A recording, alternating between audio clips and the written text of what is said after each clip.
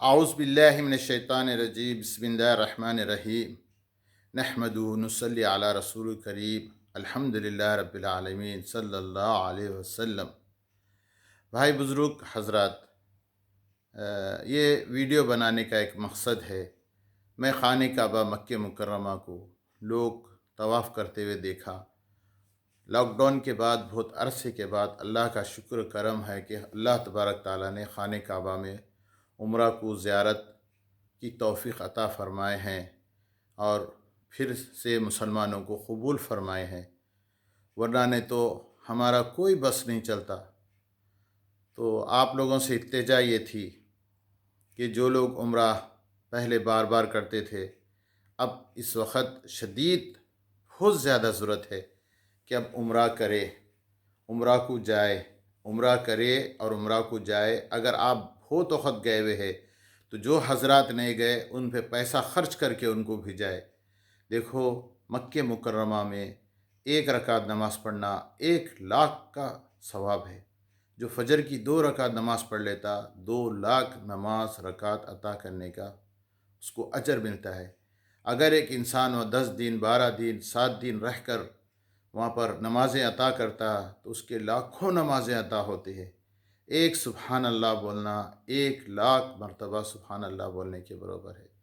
ایک مرتبہ قرآن شریف کا کوئی سورہ پڑھ لیا تو 1,00,000 کا ثواب ہے۔ غرض ہر کام 1,00,000 کا ہے۔ 1 درہم خرچہ کیا یا 1 روپیہ خرچہ کرا تو 1,00,000 کا ثواب ہے۔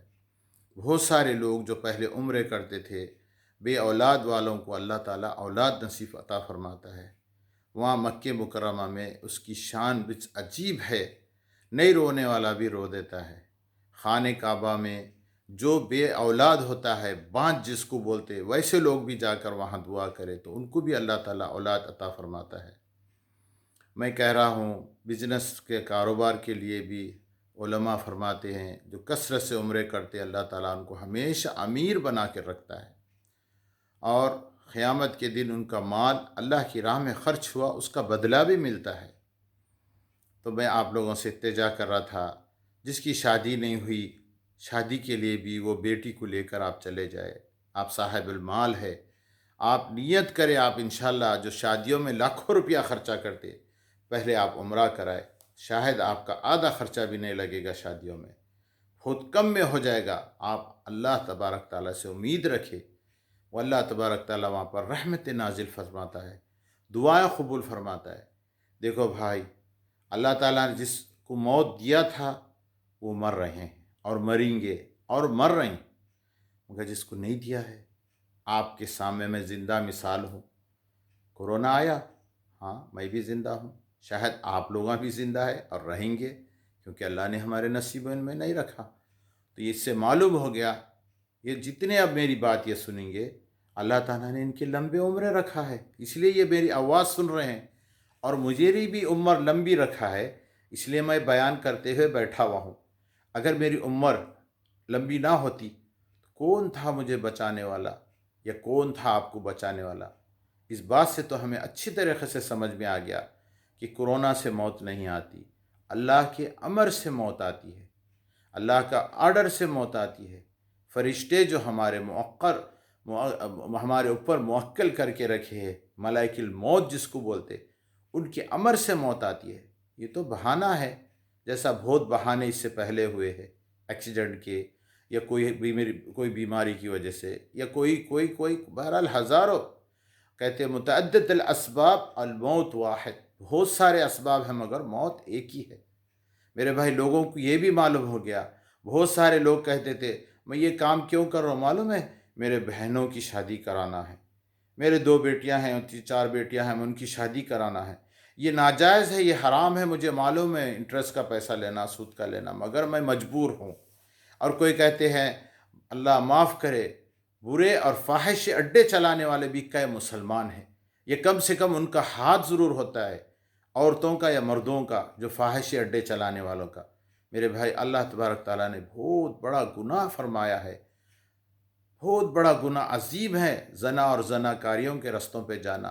لا تقربوا الزنا انہا فاحشۃ، ظلم عظیم، قرآن پاک میں کہا گیا کہ بہت بڑا ظلم ہے، بہت بڑا امر ہے۔ حضور صلی اللہ علیہ وسلم پتھرے مار کر رجم کرنے کا حکم فرمایا زناکاری لوگوں کو اور زناکار زانی اور زانیہ کاری کو، اور یہ بھی کہا کہ حرام ہے وہ مرد آدمی شادی کرنا مومن عورت کے لیے، اور حرام ہے وہ عورت زناکار کہ مومن آدمی کو شادی کرنا، یعنی صرف زناکاری عورت سے کرے، اور زناکاری عورت زناکاری آدمی سے شادی کرے، حرام فرما دیا۔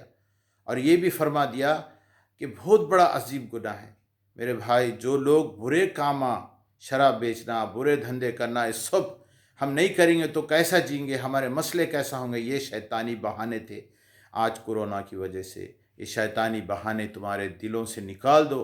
دیکھو اللہ تعالیٰ نے کورونا بھیج کر تم کو زندہ رکھا، تمہارے خاندان کو زندہ رکھا، اور تمہاری روٹی بھی چل رہی، نوکری کرنے والے کی بھی روٹی چل رہی، بے روزگاری کی بھی روٹی چل رہی، اور جب تک اس کی سانس ہے مجھے اللہ رب العالمین سے پوری امید ہے اس کا روٹی کھانا پینا، اس کی زندگی چلتے رہے گی۔ تو میرے بھائی، جو کچھ ہو رہا اور جو کچھ ہوگا اور جو آنے والے سالوں میں ہوگا، یا 100 سال کے بعد کیا ہوگا، یا قیامت تک کے کیا ہوگا، یہ سب باتیں اللہ تبارک تعالیٰ کے علم میں موجود ہے۔ اس کی قوت بہت بڑی ہے، وہ بہت بڑا شہنشاہ ہے، احکم الحاکمین ہے، رب العالمین ہے۔ وہ جب اذا اراد اللہ کن فیکون، جب اللہ تعالیٰ چاہتا ہے کچھ ہو جاؤ تو وہ ہو جاتا ہے۔ لہٰذا میں آپ لوگوں سے التجا کر رہا ہوں، جو برے کام کرنے والے ہیں، چھوٹی چھوٹی ایک فلس بھی حرام اپنی روٹی میں مت آنے دے، ایک درہم بھی، ایک فلس بھی، ایک روپیہ بھی، ایک ڈالر بھی کسی بھی حرام کام میں مت آنے دے، حرام کام سے بچے۔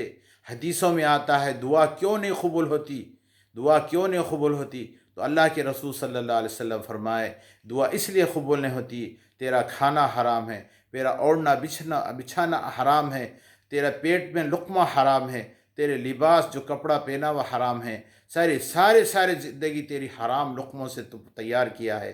پھر ہاتھ اٹھاتا ہے کہ این یستجیب لک ربک، کہاں اللہ تعالیٰ تجھے تیری دعا قبول کرے گا؟ میرے بھائی، حرام کمانے والے، حرام پہ چلنے والے، حرام کو بڑھانے والے، یہ لوگ موت تک نہیں آتی۔ میں کئی ایسے لوگوں کو دیکھتا ہوں، ملینئر کروڑ پتی بھی بن گئے مگر موت کے لیے تڑپتے ہیں، اور غریب ہے مگر متکبر ہے۔ یہ لوگوں کے لیے فتنے فساد پیدا کرتے ہیں، لوگوں کے لیے ہمیشہ لوگوں کے لیے برائی سوچتے ہیں اور لوگوں کو تکلیفیں دیتے ہیں، وہ بھی بہت بڑا کرتے ہیں برا، ان کو بھی موت نہیں آتی۔ حضور صلی اللہ علیہ وسلم ایک حدیث میں فرمائے ہیں کہ ایک عورت ہے، بہت نمازی پرہیزگار ہے، تہجد گزار ہے، مگر اپنے پڑوسیوں کو تکلیف دیتی ہے، تو وہ کہاں جائے گی؟ تو اللہ کے رسول صلی اللہ علیہ وسلم فرمائے کہ اس کا ٹھکانہ جہنم ہے۔ اور اللہ کے رسول صلی اللہ علیہ وسلم فرمائے کہ ایک عورت بہت زیادہ نمازی پرہیزگار نہیں ہے، بس اپنے درمیانی جو فرائض نماز اور چھوٹے موٹے اپنے شوہر کی حفاظت اور اپنے بچوں کی حفاظت، اپنے شوہر کے گھر کی زندگی کی حفاظت، اور 5 وقت کی نماز پڑھتی ہے، اور متقی ہے، پرہیزگار ہے، گناہ نہیں کرتی، زنا نہیں کرتی، بولے وہ کہاں جائے گی؟ بولے جنت میں ہے۔ وہ زیادہ عبادت گزار نہیں ہے مگر کسی کو اذا نہیں دیتی، کسی کو تکلیف نہیں دیتی۔ بھائی، آدمی ہو یا عورت ہو یا کوئی بھی ترمخہ ہو، چاہے میں ہو یا کتنا بھی دنیا کا کتنے بڑے سے بڑا اللہ کا ولی ہو، وہ ولی جب ہی بنتا ہے جب وہ لوگوں کو تکلیف نہیں دیتا بلکہ لوگوں کی دعا کرتا ہے پیچھے کہ وہ لوگوں کی زندگیاں اچھے ہو جاؤ۔ اور میرے جتنے سننے والے ہیں، میرے دل جہاں سے میں دعا کرتا ہوں کہ یا رب العالمین ان کے سارے مسئلے مسائل حل ہو جاؤ۔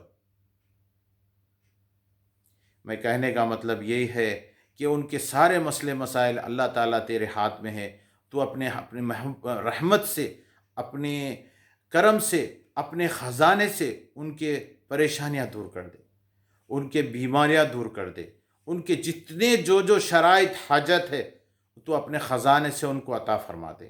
اور یہ میری ویڈیو جتنے لوگ تک پہنچ رہی، اللہ ان ساروں کی مصیبت دور کر دے۔ اے اللہ، میرے کو بہت امید ہے، اے رب العالمین مجھے بہت امید ہے، تیرے رحمت کے دروازے ہر لمحے کھلے ہیں۔ یا رب العالمین، تو چونٹی کی بھی دعا رد نہیں کرتا۔ موسیٰ علیہ السلام کے زمانے میں ایک چونٹی دعا کری تو بارش نہیں آنے کی، تو بارش برسا دیا۔ موسیٰ علیہ السلام فرمائے یا اللہ، آپ کا حکم تھا کہ بارش نہیں ہوگی، تو پھر اللہ تبارک تعالیٰ فرمائے اے موسیٰ، تمہارے سے پہلے چمٹی نے دعا کری اور چمٹی کی وجہ سے اللہ نے بارش بھیجا دیا۔ ایک واقعہ یہ بھی ہے موسیٰ علیہ السلام کا کہ ان کی قوم میں ایک گناہ گار تھا۔ موسیٰ علیہ السلام کو اللہ تبارک تعالیٰ نے فرمایا تم نماز پڑھنے تو آئے ہیں استسقاء کی، پانی کی، مگر تمہارے بیچ میں گناہ گار ہے، بولے پانی نہیں برسے گا جب تک کہ وہ گناہ گار توبہ نہیں کرے گا۔ موسیٰ علیہ السلام کثرت سے کہے کہ اے جو گناہ گار ہے تو نکل جا ہمارے پاس سے تاکہ ہم پر اللہ کی رحمت اور بارش ہو۔ وہ نہیں نکلا، مگر پھر کچھ عرصے کے وقت کے بعد بارش شروع ہو گئی۔ موسیٰ علیہ السلام فرمایا یا رب العالمین، اے کائنات کے مالک، بارش ہو گئی، آپ وہ آدمی نہیں نکلا۔ تو فرمایا جس آدمی کی وجہ سے بارش روکا تھا اس آدمی کی وجہ سے بارش شروع ہو گئی، اس نے توبہ کر لیا۔ موسیٰ علیہ السلام فرمائے یا رب العالمین مجھے وہ آدمی کو بتا۔ تو فرمانے لگے نہیں، جب وہ گناہ کیا تھا وہ میرے اور اس کے بیچ میں تھا، اب وہ توبہ کیا وہ بھی میرے اور اس کے بیچ میں ہے۔ میرے بھائی، ہمارا رب بڑی کریم ذات والا ہے، بڑا رحیم ذات والا ہے۔ میرے بھائی، میرے بہنوں، جو بھی سننے والے ہو، آپ جو بات سن رہے ہیں میری سنو یا علماء کی سنو، اور قرآن شریف کا ترجمہ پڑھو، اور کم سے کم ہاتھ اٹھا کے گڑ گڑاؤ ہر نمازوں کے بعد سجدوں میں، اور رو رو کر گڑ گڑاؤ کہ یہ مصیبت، یہ بلا، یہ کورونا ہمارے اس دنیا سے جلد اٹھ جائے۔ جو صاحب الاموال ہے خیرات کثرت سے کرو، جو صاحب الاموال ہے عمروں کو لوگوں کو بھیجاؤ، اپنے مال سے لوگوں کو بھیجاؤ، اپنے رشتہ داروں میں یا اپنے خاندان میں جو بھی کمزور دکھ رہے ہیں ان کی مدد فرماؤ۔ اگر آپ روز روز ان کو کھلا نہیں سکتے تو آپ ان کو ایک آٹو لے کر دلا دو، یا ان کو ایک چھوٹی سی بنڈی لے کر ترکاری کی دے دو تاکہ وہ بیچ کر بزنس۔ اور مسلمانوں کو تاکید ہے کہ کثرت سے بزنس کرنے کی کوشش کرو۔ میں ایک آدمی کو دیکھا، وہ صرف کچھ نہیں، چنے، پھلی اور پانی لے کر بیچتا تھا۔ تھوڑے دن کے بعد اس نے ایک چھوٹی سی بنڈی لے لیا، اب بنڈی کے اوپر بیچتے بیچتے اب پھر ایک چھوٹی سی ہوٹل کھول لیا چائے وغیرہ کی۔ پھر دیکھتے دیکھتے اس کے کئی عرصے کے بعد دیکھا کہ ایک بہت بڑی ہوٹل کا مالک بن گیا۔ میرے بھائی، حقیقت زندگی ہے۔ حضور صلی اللہ علیہ وسلم تجارت کرنے والوں کے لیے بہت مرتبہ دعا فرمائے۔ روایتوں میں آتا ہے کہ تاجر کے لیے اتنی مرتبہ دعا فرمائے۔ نوکر تو بس محدد ہوتا ہے، اس کی اتنی تنخواہ آتی ہے، پھر اس کو دے ختم ہو جاتا ہے۔ لہٰذا تاجروں سے یہ بھی کہا جا رہا ہے کہ تاجر آدمی کوشش کرے کہ اپنے غریبوں کو مدد فرمائے اور 5 وقت کی نماز ضرور پڑھے، 5 وقت کی نماز پڑھو ضرور کرے۔ دیکھیں میرے بھائی، شیطان نہیں چھوڑتا اچھے عمل کرنے۔ اب میں آپ کے لیے یہ ویڈیو بنا رہا تھا، سارے بندوبست کر کے سب گھر والوں کو میں کہیں دور بھیجا کر یہ ویڈیو بنانے کی کوشش کرا، پھر بھی شیطان دیکھو ٹیلی فون کے ذریعے سے یہ ویڈیو رکانے لگا رہا۔ اسی طریقے سے ہر نیک عمل کرنے والوں کو ہمیشہ شیطان رکاوٹ بناتا ہے، ہمیشہ شیطان آپ کے اچھے کام کرنے کے لیے تکلیف دیتا ہے۔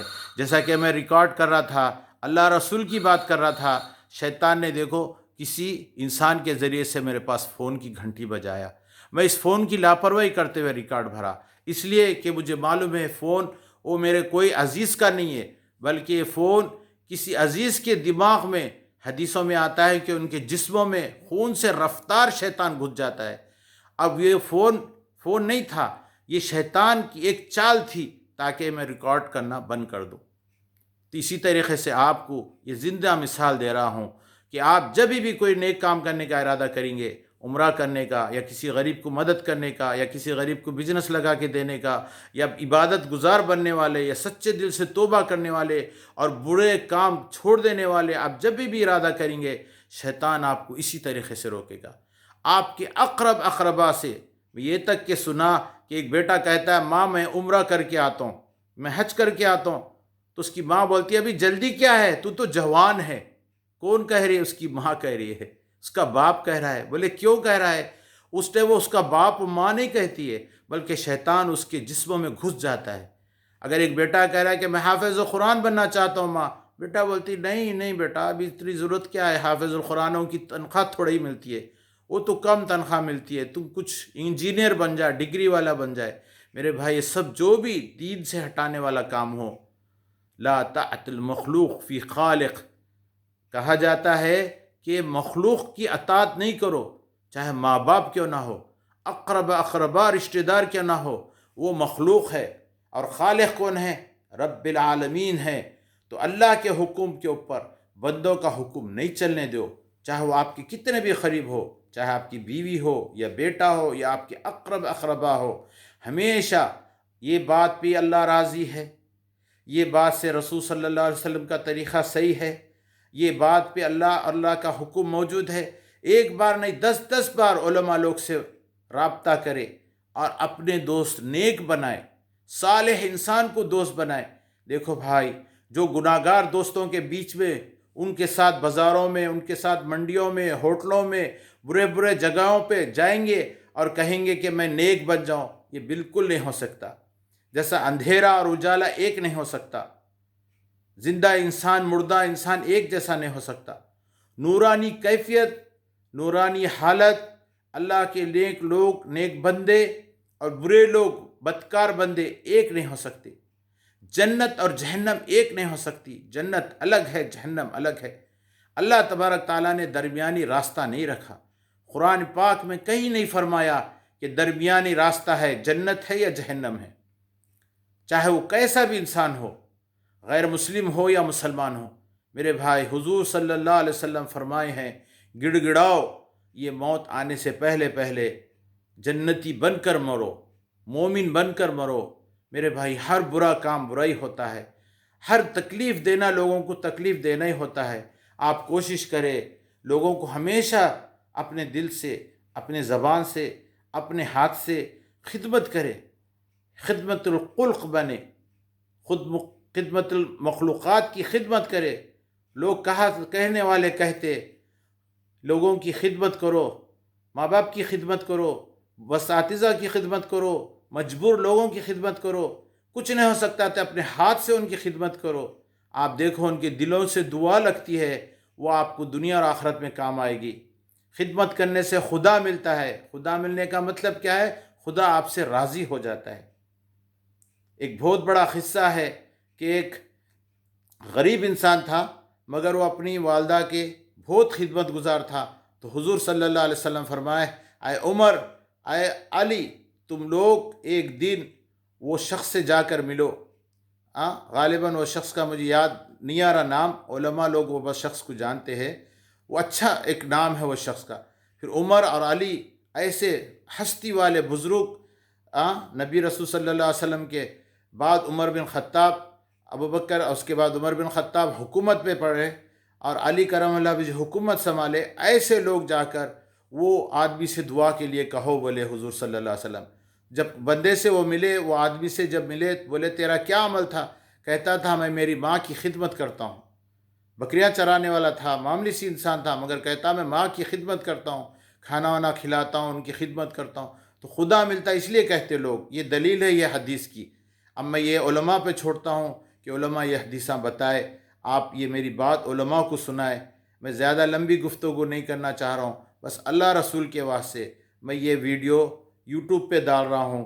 جو بھی سنے اس کو اگر یوٹیوب سے نکال کر بھیج سکتے چھوٹی چھوٹی کر کے، تو آپ لوگوں کو اجازت ہے اپنے لوگوں تک پہنچائے، یا نہیں تو کم سے کم زبانی لوگوں کو یہ میری آواز سنائے۔